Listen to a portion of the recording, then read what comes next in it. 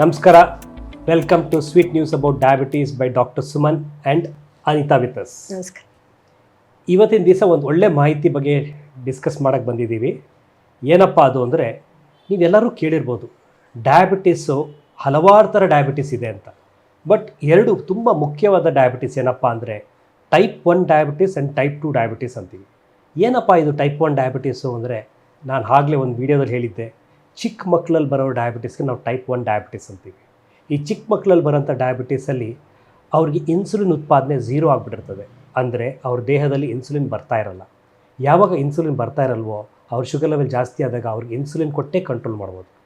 Without ಇನ್ಸುಲಿನ್ಸ್ ಆ ಮಕ್ಕಳುಗಳು ಬದುಕೋದಿಲ್ಲ. So ಹಾಗಾಗಿ ಇನ್ಸುಲಿನ್ ಕೊಡೋಂಥ ಡಯಾಬಿಟೀಸ್ಗೆ ನಾವು ಟೈಪ್ 1 ಡಯಾಬಿಟೀಸ್ ಅಂತ ಹೇಳ್ತೀವಿ. ಮಕ್ಕಳಲ್ಲಿ ಬರೋಂಥ ಡಯಾಬಿಟೀಸ್ ಇದು. ಟೈಪ್ 2 ಡಯಾಬಿಟೀಸ್ ಅಂತ ಇನ್ನೊಂದಿದೆ. ಟೈಪ್ 2 ಅಂದರೆ ದೊಡ್ಡೋರಲ್ಲಿ ಬರೋಂಥ ಡಯಾಬಿಟೀಸ್. ಮುಂಚೆ ಎಲ್ಲ 40 ವರ್ಷ ಮೇಲ್ಪಟ್ಟಕ್ಕೆ ಬರ್ತಾಯಿತ್ತು ಟೈಪ್ 2 ಡಯಾಬಿಟೀಸ್. ಅಂದರೆ ತಂದೆ ತಾಯಿಯಿಂದನೋ ಅಪ್ಪ ಅಮ್ಮ ಯಾರಿಂದನೋ ಬಂದಿರೋಂಥದ್ದು ಅದು ಕಂಟಿನ್ಯೂ ಆಗ್ತಾಯಿತ್ತು. 40 ವರ್ಷದ ಮೇಲೆ ಕಾಣಿಸ್ಕೊತಾ ಇತ್ತು. ಅವರಿಗೆ ಮಾತ್ರೆಗಳು, ಒಂದು ಲೈಫ್ ಸ್ಟೈಲು ಅದನ್ನೆಲ್ಲ ಮಾಡ್ತಿದ್ದೆ, ಅದ್ರಲ್ಲಿ ಕಂಟ್ರೋಲ್ ಆಗ್ತಾಯಿತ್ತು. ಬಟ್ ಆಫ್ ಲೇಟ್ ಏನಾಗ್ಬಿಟ್ಟಿದೆ ಅಂದರೆ ಟೈಪ್ 2 ಡಯಾಬಿಟೀಸ್ ತುಂಬ ಯಂಗ್ಸ್ಟರಲ್ಲೂ ಬರೋಕ್ಕೆ ಸ್ಟಾರ್ಟ್ ಆಗಿಬಿಟ್ಟಿದೆ. ಅಂದರೆ 15 ವರ್ಷ 16 ವರ್ಷದಲ್ಲೂ ಟೈಪ್ 2 ಡಯಾಬಿಟೀಸ್ ಅಂದರೆ ದೊಡ್ಡವರಲ್ಲಿ ಬರೋ ಡಯಾಬಿಟೀಸ್ ಅಲ್ಲೂ ಬರೋಕ್ಕೆ ಸ್ಟಾರ್ಟ್ ಆಗಿಬಿಟ್ಟಿದೆ. ಸೊ ಹಾಗಾಗಿ ಡಯಾಬಿಟೀಸ್ ಬಗ್ಗೆ ಎರಡೆರಡು ವಿಧವಾದ ಥರ ಇದೆ. ಸೊ ಇವತ್ತಿನ ದಿವಸದಲ್ಲಿ ನಾವು ಏನು ತಿಳ್ಕೊಳ್ಳೋಣ ಅಂದರೆ, ಈ ಟೈಪ್ 1 ಡಯಾಬಿಟೀಸ್ ಬಂದ್ಬಿಟ್ಟಿದೆ. ಈ ಟೈಪ್ 1 ಡಯಾಬಿಟೀಸ್ಗೆ ಊಟದಲ್ಲಿ ಯಾವ ಥರ ನಾವು ಮೇಂಟೈನ್ ಮಾಡಬೇಕು ಅಂತ ಕೇಳೋಣ. ನಾಟ್ ಓನ್ಲಿ ದ್ಯಾಟ್, ಟೈಪ್ 1ಗೂ ಟೈಪ್ 2ಗೂ ಏನಾರ ವ್ಯತ್ಯಾಸ ಇದೆಯಾ ಊಟದಲ್ಲಿ, ಅದ್ರ ಬಗ್ಗೆನೂ ಒಂದೆರಡು ಮಾಹಿತಿ ತಿಳೋಣ. ಟ್ರೀಟ್ಮೆಂಟ್ ನೆಕ್ಸ್ಟ್ ಬಂದಾಗ ನಾನು ಟ್ರೀಟ್ಮೆಂಟ್ ಬಗ್ಗೆ ಹೇಳ್ತೀನಿ. ಟೈಪ್ 1 ಡಯಾಬಿಟಿಸ್ ಟ್ರೀಟ್ಮೆಂಟ್ ಏನಿರುತ್ತೆ, ಟೈಪ್ 2 ಡಯಾಬಿಟಿಸ್ ಟ್ರೀಟ್ಮೆಂಟ್ ಏನಿರುತ್ತೆ ಅಂತ. ಬಟ್ ಇವಾಗ ಅನಿತಾ ಹತ್ರ ಕೇಳೋಣ. ಅನಿತಾ, ನಿಮ್ಮಲ್ಲಿ ಟೈಪ್ 1 ಡಯಾಬಿಟಿಸ್ ಟೈಪ್ 2 ಡಯಾಬಿಟಿಸ್ ಬರ್ತಾ ಇದ್ದಾರೆ. ಸೊ ಜನರಲ್ ಆಗಿ ಈ ಟೈಪ್ 1 ಡಯಾಬಿಟಿಸ್ ನೀವು ಕಂಟ್ರೋಲ್ ಮಾಡೋದು ಕಷ್ಟನೋ ಊಟದಲ್ಲಿ, ಅಥವಾ ಟೈಪ್ 2 ಡಯಾಬಿಟಿಸ್ ಕಂಟ್ರೋಲ್ ಮಾಡೋದು ಕಷ್ಟನೋ ಊಟದಲ್ಲಿ? ಆ್ಯಕ್ಚುಲಿ ಸರ್, ನಾವು ಅಂದರೆ ಜನರಲಾಗಿ ಹೇಳಬೇಕು ಅಂದರೆ ಟೈಪ್ 1 ಡಯಾಬಿಟೀಸು ಸ್ವಲ್ಪ ಕಷ್ಟ ಆಗುತ್ತೆ. ಯಾಕೆಂದರೆ ಅದು ನೀವು ಆಗಲೇ ಹೇಳಿದಾಗೆ ಮಕ್ಕಳಲ್ಲಿ ಕಾಣಿಸ್ಕೊಳ್ಳೋವಂಥದ್ದು. ಈಗ ಮಕ್ಕಳಲ್ಲಿ ಬಂದಾಗ ಪಾಪ ದೊಡ್ಡವ್ರಿಗೇನೋ ಆ ಬುದ್ಧಿಶಕ್ತಿ ಇರುತ್ತೆ, ನಾನು ಹೇಳಿ ಕಳಿಸ್ತೀನಿ, ತಿನ್ನಬೇಡಿ, ಅದು ತಿನ್ನಬೇಡಿ, ಕಂಟ್ರೋಲ್ ಆಗಿರಿ, ಅದು ಆ ಒಂದು ಅವ್ರ ವಿಚಾರಗಳು ಅವರು ತಿಳ್ಕೊಂಡಿರ್ತಾರೆ. ನಮ್ಮ ಹತ್ರ ಬಂದಾಗ ಇನ್ನಷ್ಟು ಮಾಹಿತಿ ಕೊಟ್ಟಿರ್ತೀವಿ. ಆ ಟೈಪ್ 1ನಲ್ಲಿ ಬಂದಾಗಲೇ ನಮಗೆ ತುಂಬ ಚಾಲೆಂಜು. ಏಕೆಂದರೆ ಅವ್ರಿಗೂ ಸ್ವಲ್ಪ ಕೊಟ್ಟರೆ ಕಡಿಮೆ ಆಗುತ್ತೆ, ಜಾಸ್ತಿ ಕೊಟ್ಟರೆ ಶುಗರ್ ಜಾಸ್ತಿ ಆಗುತ್ತೆ. ಸೊ ಆಲ್ರೆಡಿ ನಾವು ನಮ್ಮ ಮಾಹಿತಿಗಳ ಪ್ರಕಾರ ಜಾಸ್ತಿ ಆದರೆ ಏನು ಕಾಂಪ್ಲಿಕೇಶನ್ಸ್ ಆಗೋದು ಅದು ನಾವು ಆಲ್ರೆಡಿ ತಿಳ್ಕೊಂಡಿದ್ದೀವಿ ಹಿಂದಿನ ವೀಡಿಯೋಗಳಲ್ಲಿ. ಈ ಟೈಪ್ 1ನಲ್ಲಿ ನಾವು ಚಾಲೆಂಜ್ ಏನಂದರೆ, ಮಕ್ಕಳಲ್ಲಿ ಬರೋದ್ರಿಂದ ಅದು ಗ್ರೋತ್ ನಮಗೆ ಹಾಳಾಗಬಾರ್ದು. ಯಾಕಂದರೆ ಇವಾಗ ನಾವು ಇದರಲ್ಲಿ ಈಗ ಬೆಳೆದಿರೋರು ಟೈಪ್ 2ನಲ್ಲಿ ಆಲ್ರೆಡಿ ಅವರು ಒಂದು ಸ್ಟೇಜಿಗೆ ಬಂದಿರ್ತಾರೆ, ಬೆಳವಣಿಗೆ ಆಗಿರುತ್ತೆ. ಬಟ್ ಟೈಪ್ 1ನಲ್ಲಿ ಇನ್ನೂ ನಾವು ಬೆಳವಣಿಗೆನೂ ಮಾಡಬೇಕು ಮಕ್ಕಳಲ್ಲಿ, ಮತ್ತು ಆ ಶುಗರ್ನೂ ಚೆನ್ನಾಗಿ ಕಂಟ್ರೋಲ್ ಮಾಡಬೇಕು. ಹಾಗಾಗಿ ಫಾಲೋ ಅಪ್ ಮಾಡೋದು, ಆಮೇಲೆ ಅದಕ್ಕೂ ಎಲ್ಲದಕ್ಕಿಂತ ಹೆಚ್ಚಾಗಿ ಅವ್ರಿಗೆ ಇನ್ಸುಲಿನ್ ಇಲ್ಲದೆ ಜೀವ ಇಲ್ಲ. ಸೊ ಇನ್ಸುಲಿನ್ ತೊಗೊಂಡು ಅದಕ್ಕೆ ಕರೆಕ್ಟಾಗಿ ನಾವು ಕಾರ್ಬ್ ಕೌಂಟ್ ಅಂತ ಒಂದು ಮಾಡಿಸ್ತೀವಿ. ಕಾರ್ಬ್ ಕೌಂಟಿಂಗ್ ಅಂದರೆ ಏನೂ ಇಲ್ಲ, ಸಿಂಪಲ್ಲಾಗಿ ನಮ್ಮ ಲೋಕಲ್ ನಮ್ಮ ಲ್ಯಾಂಗ್ವೇಜಲ್ಲಿ ನಾವು ತಿಳ್ಕೊಬೇಕು ಅಂತಂದರೆ, ಇಷ್ಟು ಇನ್ಸುಲಿನ್ಗೆ ಇಷ್ಟು ಊಟ ಮಾಡಬೇಕು ಅನ್ನೋದು ಒಂದು ಕ್ಯಾಲ್ಕುಲೇಷನ್ ಇರುತ್ತೆ. ಅದನ್ನು ಯೂಶಲಿ ನಾವು ಪೇರೆಂಟ್ಸ್ಗೆ ಹೇಳ್ಕೊಟ್ಟಿರ್ತೀವಿ, ಇಷ್ಟು ಊಟ ಮಾಡಿದಾಗ ಇಷ್ಟು ನೀವು ಇನ್ಸುಲಿನ್ನ ಅಡ್ಜಸ್ಟ್ ಮಾಡ್ಕೊಳ್ಳಿ ಅಂತ. ಆ ಒಂದು ವಿಚಾರಗಳು ಟೈಪ್ 2ನಲ್ಲಿ ಅಷ್ಟಾಗಿ ಬೇಕಾಗಿರಲ್ಲ. ಯಾಕಂದರೆ ಅವ್ರಿಗೆ ಮೆಡಿಸಿನಲ್ಲಿ ಟ್ಯಾಬ್ಲೆಟ್ಸಲ್ಲಿ ಇರ್ತಾರೆ, ಒಂಚೂರು ಹೆಚ್ಚು ಕಡಿಮೆ ಆದ್ರೂ ಅದು ಒಂಚೂರು ಕಡಿಮೆ ಆಗುತ್ತೆ, ಜಾಸ್ತಿ ಆಗುತ್ತೆ, ಅವರು ಮ್ಯಾನೇಜ್ ಮಾಡ್ಬೋದು. ಬಟ್ ಇಲ್ಲಿ ಏನಾಗುತ್ತೆ, ನೀವು ಅದನ್ನು ಕಾರ್ಬ್ ಕೌಂಟಿಂಗಲ್ಲಿ ನೀವು ಊಟ ಮಾಡೋದ್ರಿಂದ ಶುಗರು ಚೆನ್ನಾಗಿ ಕಂಟ್ರೋಲ್ ಆಗುತ್ತೆ. ಕೆಲವೊಂದು ಸಲ ಇವಾಗ ನಮಗೆ ಡೈಲಿ ಅನ್ನ ಊಟ ಮಾಡ್ತೀವಿ, ಚಪಾತಿ ಊಟ ಮಾಡ್ತೀವಿ, ರಾಗಿ ಊಟ ಮಾಡ್ತೀವಿ. ಮಗುಗೆ ಎಲ್ಲರೂ ಕರ್ಕೊಂಡು ಹೋದಾಗ ಬೇರೆ ಏನೋ ಊಟ ತಿನ್ನಬೇಕು ಅಂತ ಅನಿಸುತ್ತೆ. ಸೊ ಆ ಒಂದು ಕ್ಯಾಲ್ಕುಲೇಷನ್ ನೀವು ತೊಗೊಂಡ್ಬಿಟ್ರೆ ಅವ್ರಿಗೆ ಮಗುಗೆ ಬೇಕಾಗಿರೋಂಥ ಒಳ್ಳೆ ಆಹಾರ, ಪೌಷ್ಟಿಕಾದ ಅಂಶನೂ ಇರಬೇಕು, ಮಕ್ಕಳಿಗೆ ಇಷ್ಟವಾಗೋಂಥ ಆಹಾರನೂ ನಾವು ಸೆಲೆಕ್ಟ್ ಮಾಡಿ ಮಕ್ಕಳನ್ನ ಸೈಕಲಾಜಿಕಲಿನೂ ಸ್ಯಾಟಿಸ್ಫೈ ಮಾಡ್ಬೋದು. ಅದೇ ರೀತಿ ಶುಗರ್ನು ಜಾಸ್ತಿ ಆಗದಂಗೆ ನೋಡ್ಕೋಬೋದು. ಸೊ ಆ ಕಾರ್ಬ್ ಕೌಂಟಿಂಗ್ ಅನ್ನೋದು ಒಂದು ಸ್ವಲ್ಪ ದಿನ ನಿಮಗೆ ಅದು ಕಷ್ಟ ಅನಿಸುತ್ತೆ ಕಲಿಯೋದು. ಬಟ್ ಅದು ಕಲ್ತ್ಬಿಟ್ರೆ ಅದರಿಂದ ನಿಮಗೆ ಚೆನ್ನಾಗಿ ಶುಗರ್ ಕಂಟ್ರೋಲ್ ಆಗುತ್ತೆ. ಮಕ್ಕಳಲ್ಲಿ ಯಾವುದೇ ಥರ, ಈಗ ನಮಗೆ ಮಕ್ಕಳು ಅಂತ ಬಂದಾಗ ಪ್ರೋಟೀನ್ ಕೊಡಬೇಕಾಗತ್ತೆ, ನಾವು ಸಿಂಪಲ್ ಆಗಿರೋ ಕೆಲವೊಂದು ಸಲ ಶುಗರ್ಸು ಕೊಡಬೇಕಾಗತ್ತೆ, ತರಕಾರಿಗಳು, ಹಣ್ಣುಗಳು, ಹಾಲು, ಮೊಸರು ಯಾವುದೂ ನಾವು ಕಾಂಪ್ರಮೈಸ್ ಮಾಡೋಕ್ಕಾಗಲ್ಲ ಮಕ್ಕಳು ಅಂತ ಬಂದಾಗ. ಸೊ ಹಾಗಾಗಿ ಅವ್ರನ್ನ ಎಷ್ಟು ಇನ್ಸುಲಿನ್ ತೊಗೋತೀವಿ, ಈಗ ಮೇಯ್ನ್ 3 ಮೀಲ್ ಅಂತೂ ಕೊಡಬೇಕು, ಬೆಳಗ್ಗೆದು, ಮಧ್ಯಾಹ್ನದ್ದು, ರಾತ್ರಿದು. ಈ ಮಧ್ಯದಲ್ಲಿ snacking is a challenge for the kids. ಯಾಕಂದರೆ ಸ್ಕೂಲ್ಗೆ ಹೋದಾಗ ಅವರು ಐಸ್ ಕ್ರೀಮ್ ನೋಡ್ತಾ ಇರ್ತಾರೆ, ಬ್ರೆಡ್ಡು, ಪಿಜ್ಜಾ ಅದೆಲ್ಲ ನಾವು ಬೇಡ ಅಂತ ಹೇಳಿರ್ತೀವಿ. ಅದೆಲ್ಲ ನೋಡ್ತಾ ಇರ್ತಾರೆ ತಿನ್ನಬೇಕು ಅಂತ. ಬಟ್ ನೀವು ಒಂದು ಕ್ರಮವಾಗಿ ಒಂದು ಒಳ್ಳೆ ಮಾಹಿತಿಗಳು ತಿಳ್ಕೊಂಡು ನೀವು ಅದನ್ನು ಕೌಂಟ್ ಮಾಡೋದು, ಎಷ್ಟು ಕಾರ್ಬ್ಗೆ ಎಷ್ಟು ಇನ್ಸುಲಿನ್ ಅಂತ ನೀವು ತಿಳ್ಕೊಂಬಿಟ್ರೆ ಈ ಎಲ್ಲ ಆಹಾರ ಪದಾರ್ಥಗಳನ್ನು ನೀವು ಮಕ್ಕಳಿಗೆ ಕೊಡ್ಬೋದು. ಆ್ಯಂಡ್ ಬೆಳವಣಿಗೆನೂ ಯಾವುದೇ ರೀತಿಯಾದ ಕುಂಠಿತವಾಗಿ ಮಾಡೋವಂಥ ಅವಶ್ಯಕತೆ ಇರಲ್ಲ. ಬಟ್ ಏನು ಅಂದರೆ ನೀವು ಮಾಹಿತಿಗಳನ್ನು ಸರಿಯಾದ ರೀತಿಯಿಂದ ಸರಿಯಾದ ಕಡೆಯಿಂದ ತಿಳ್ಕೊಳ್ಳಿ.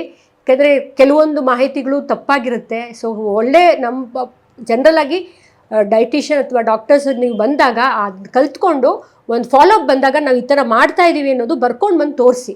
ಒಂದು 4-5 ಸಲ ನೀವು ಬಂದು ನೋಡಿದ್ಮೇಲೆ ಅದ್ರದ್ದು ಮಾಹಿತಿ ಕರೆಕ್ಟಾಗಿದ್ದರೆ ನೀವು ನಮ್ಮ ಹತ್ರ ಬರದೇ ಇದ್ರೂ ನೀವು ಆಟೋಮೆಟಿಕ್ಕಾಗಿ ಅದನ್ನು ತಿಳ್ಕೊತೀರ. ಟೈಪ್ 2 ಬಂದಾಗ ಮೇಯ್ನು ನಮಗೆ ವೆಯ್ಟ್ ಲಾಸು ತುಂಬ ಇಂಪಾರ್ಟೆಂಟ್ ಆಗುತ್ತೆ. ವೆಯ್ಟ್ ಲಾಸು ಮತ್ತು ಕ್ಯಾಲೋರಿ ರಿಸ್ಟ್ರಿಕ್ಷನ್ ತುಂಬ ಇಂಪಾರ್ಟೆಂಟ್ ಆಗುತ್ತೆ. ಯಾಕಂದರೆ ಈಗ ನಮ್ಮ ಡಾಕ್ಟ್ರ್ ಹೇಳ್ದಂಗೆ ಚಿಕ್ಕ ವಯಸ್ಸು 15, 18, 20 ವರ್ಷದಲ್ಲೇ ನಮ್ಮ ಕ್ಲಿನಿಕಲ್ಲಿ ಸುಮಾರು ಟೈಪ್ 2 ಡಯಾಬಿಟೀಸ್ ಅವರು ಬರ್ತಾನೆ ಇರ್ತಾರೆ.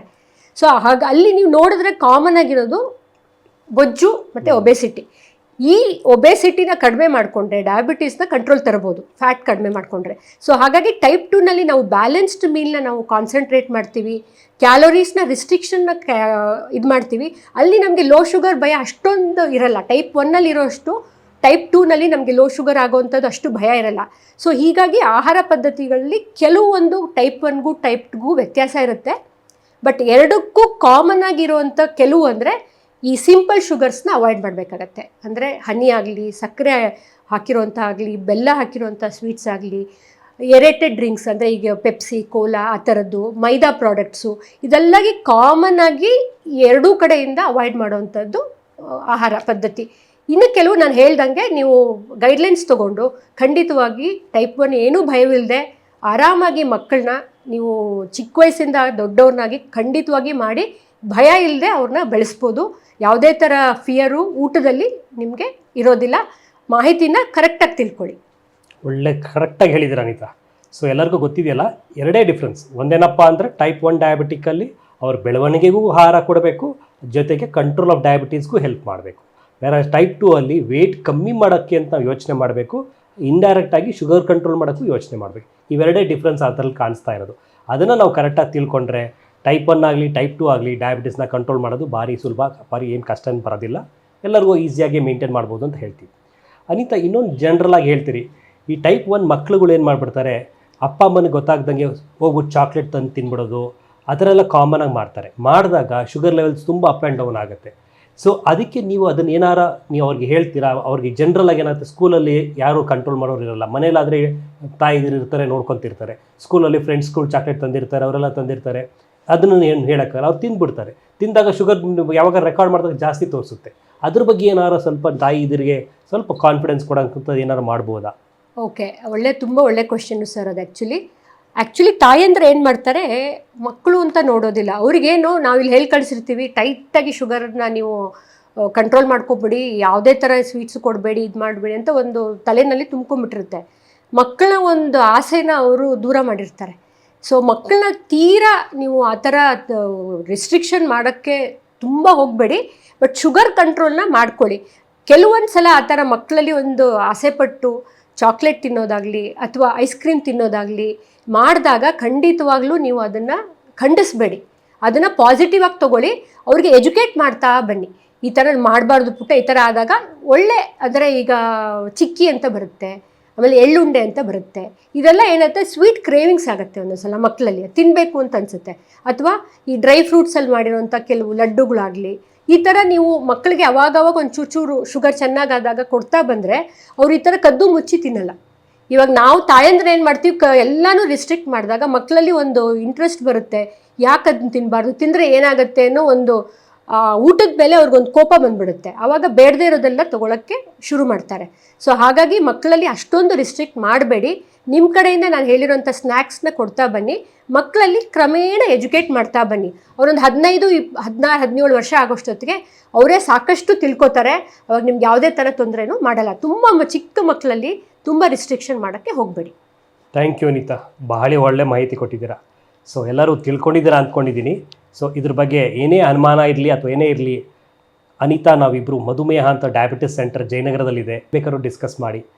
ಊಟದ ಬಗ್ಗೆ ಮಾಹಿತಿ ಆಗಲಿ ಅಥವಾ ಡಯಾಬಿಟಿಸ್ ಬಗ್ಗೆ ಮಾಹಿತಿ ಆಗಲಿ ಯಾವತ್ತಿದ್ರೂ ನಾವು ನಿಮ್ಗೆ ಕೊಡೋಕ್ಕಿದ್ದೀವಿ. ಡಯಾಬಿಟಿಸ್ ಬಗ್ಗೆ ತಿಳ್ಕೊಂಡ್ರೆ ನಾಲೆಜ್ ಇಸ್ ಪವರ್. ನಾಲೆಜ್ನ ಉಪಯೋಗಿಸ್ಕೊಳ್ಳಿ, ಪವರಾಗಿ ಯೂಸ್ ಮಾಡಿ ಕಂಟ್ರೋಲ್ ಮಾಡ್ಕೊಳ್ಳಿ. ಹಿಂಗೆ ಹೇಳ್ತಾ ನಮ್ಮಿಬ್ಬರು 2 ಮಾತು ಮುಗಿಸ್ತಾ ಇದ್ದೀವಿ. ನಮಸ್ತೆ.